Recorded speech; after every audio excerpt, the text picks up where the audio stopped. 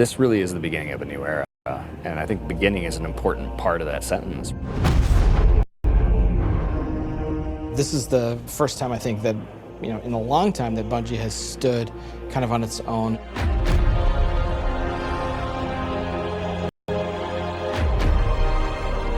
And we're self-publishing. It's a really big deal. There's a huge opportunity here for us to really make our own decisions. It's a turning point for us. We are in charge of our own destiny.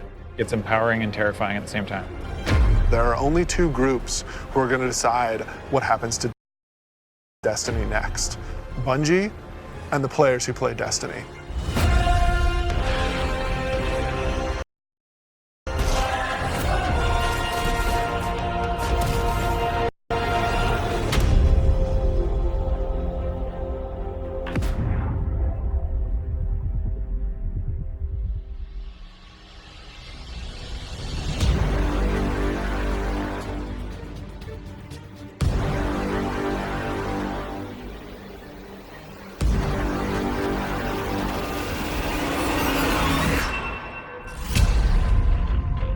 So at its core, Shadowkeep is about returning to the moon. We haven't been in the moon in a while, since Destiny 1, and a lot's changed.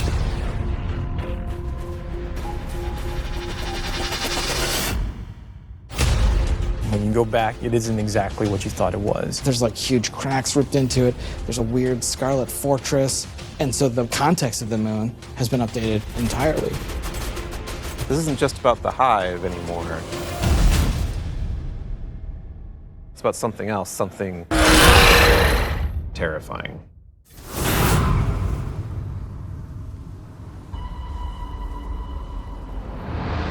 The moon this time around is something really scary that is playing on your fear in a way that hasn't happened before. Before it was, oh, it's a big giant thing and it's scary, but now there's actual some psychological elements to that.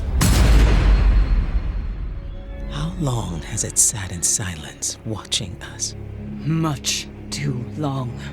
Having Eris Morn come back instantly signals to players the tone shift and change. There's an undertone of threatening and psychological horror. You're all insufferable! We want to tap into what makes Guardians afraid. What are their worst fears? Shadowkeep refers to the things that Eris unleashed on the solar system. Nightmares are manifestations of a Guardian's past. What if the villains that you thought were well into the ground actually weren't, and they were being resurrected by the darkness? Eris is trying to figure out how she unleashed this kind of madness, and so she needs your help.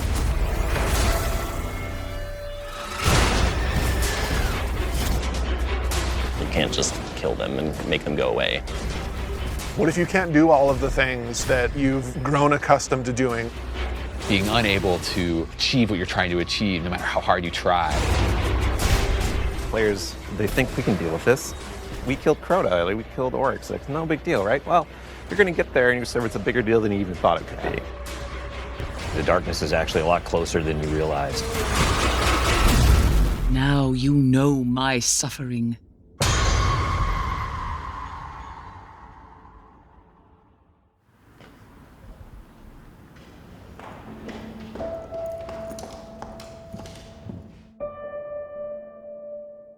It's been a year, basically, of just a constant two-way dialogue with all of our passionate players. Under it or on the sides of it more? The number of green. That's really informed what it is that players want out of the Destiny game and how we're evolving, not just the story of the world, but what happens to you as a Guardian. Like the thing that's supposed to blow you back or whatever, it's related to acceleration. A bunch of the work that we're doing is about adding depth to the character sheet. The teams are thinking about how do we want to evolve armor, get more stats into the game, get more player customization. How can we get the depth of pursuit for how you want to play with this awesome character you've been building now for, some of us 5 years. And completely new ways of deepening the character RPG that we all know and love and want to be better.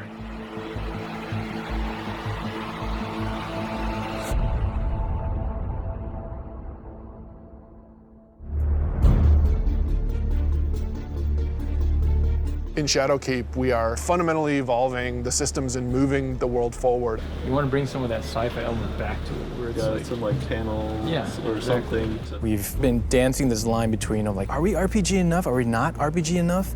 And now we're like, you know what? Screw it. Let's just go all in and just say like, hey, let's give players what they want. Allow them to kind of like customize the players and their habits and their game modes and all that stuff as much as they want to. So in Shadowkeep, what we're doing is changing the way that armor, perks, and mods work pretty significantly. Right now in the game, if you have an armor set that you like the look of, but you have another armor set that you like the way it plays, you're probably going to pick the one that you like the way it plays. Armor 2.0 is focused on allowing you to take the mods that you've unlocked and apply them to any given piece of armor. When I move my cursor over one of these mod sockets, it immediately shows me all of the mods that are available to me. Personally, I'm excited about the artifact. Players just get to kind of like fidget with these knobs and switches and do all the things that they want to do. When you get to this last tier, each of these perks gets relatively close to what an exotic might feel like. That's going to be a lot of fun. It's going to be a lot of fun.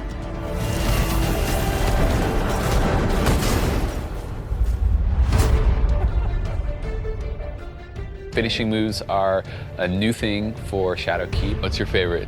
I mean, there's some crazy ones. For the hunter, this awesome flourish where he actually does like spin in front of him, has two knives, and then just hits. I was like, what the heck? Like, what game is this? Yeah, Titan finisher. He jumps in the air, pulls back, looks at his fist, and It's kind of like the dunk. There's so many different ways to dunk. You can behind the back, 360, cartwheel, whatever.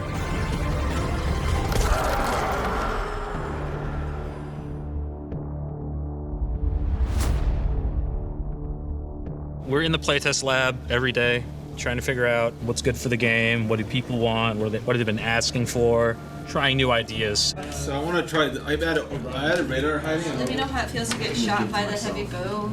I am working on an exotic heavy bow, and I'm just working on figuring out some knockback, trying to see how big this, okay, that's probably too much, but you get the idea. This is an exotic trace rifle. Fire it on an enemy and it creates a big old crit spot. Here's a hand cannon that Victor's working on. It fires special ammo, and it's a little bit like a one-handed sniper. Like, it's actually our only hand cannon with a scope on it. Right now, it kind of lights you on fire if you keep firing it too much. We'll see. Some people like it, some people are kind of but we'll hammer it all out. All right, it's time. It's about to get loud in here. 1v1. 1v1 on the board. Oh! One of the things we really want to focus on, especially with Season 8 and the start of Shadowkeep, is a renewed focus on PvP. You're all on the other team. We're updating labs to include some much-loved game types from the past. We're also redoing a bunch of the playlists and how they work. But the really important thing for players to know is this is just the beginning. This is us building the foundation of what we're doing with the Crucible going forward.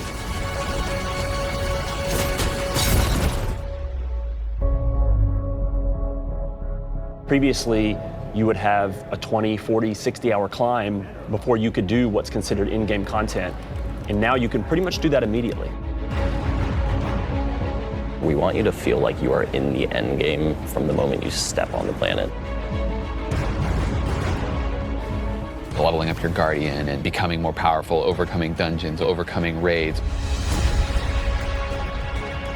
For the raid, we had multiple destinations that we were considering, and Black Garden was like immediately top of the list. And everyone was like, yes, and I was like, yes, that's the one I wanted.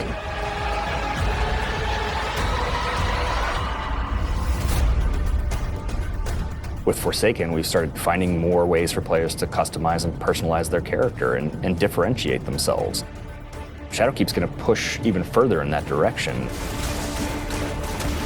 The word, which is really guiding us in a bunch of ways, is depth. It's about experiential depth. When we look at how we're thinking about the next 3-5 years, it's really important to us.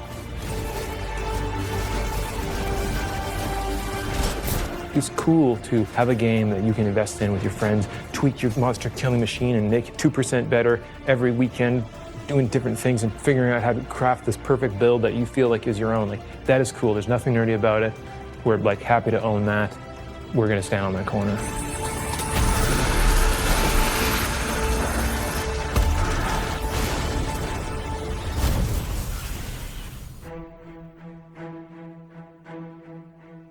As things change, if the game doesn't feel like it's changing to meet the new landscape, it just all fall down. You know, part of our DNA is finding different ways to bring people together. We needed a way to crush the barriers between friends. We all have friends who could play Destiny, who are interested in it, but then we think about recommending it like, oh man, you're gonna have to play about 40 hours by yourself, and then you gotta pay all this money, and you know, maybe you should just play something else. And that can't be the story. We need an entry point for your friends to be able to get into Destiny. This is just simply about bringing people together to make it easy for players to enter this universe. There's a new entry point coming out in September called New Light, and New Light is a free-to-download experience. We're going to start off in the same place where Guardians first came into the world. Guardian. Guardian? Eyes up, Guardian. It worked. You're alive. You started in the Cosmodrome. You're going back. Going back. Yeah, blast from the past. Okay, it's not going to break orbit, but it just might get us to the city. It's as easy as come in, make a character, play the amazing introduction to the game, and then land in the tower. And then we'll set them loose to open up the world as they see fit. And have sort of an array of potential in front of you. You can just start playing the game and get into some of the same activities that your friends might be playing. The campaigns from D to Year 1, the Red War, Curse of Osiris, Warmind. Every world we have will be available for them to explore and to free roam and to do bounties on. Every cooperative strike, whether they're playing with friends or matchmaking, every competitive multiplayer map. The D2 Year 1 raids like Leviathan. Full access to Gambit, the hybrid mode that we have. All these things are available to them for nothing.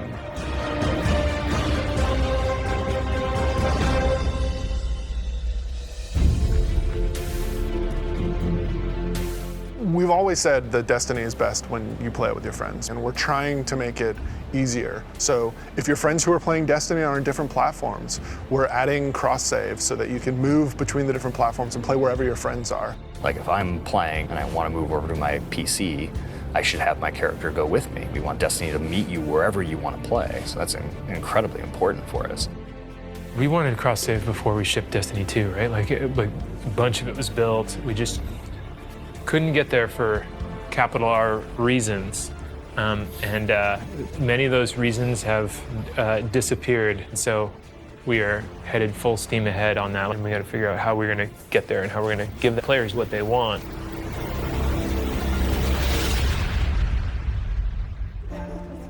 As culture as we can get. Thanks, buddy. Our original vision for Destiny was a world that would evolve and change. We're leaning really hard into that because we believe that's where the future of Destiny is.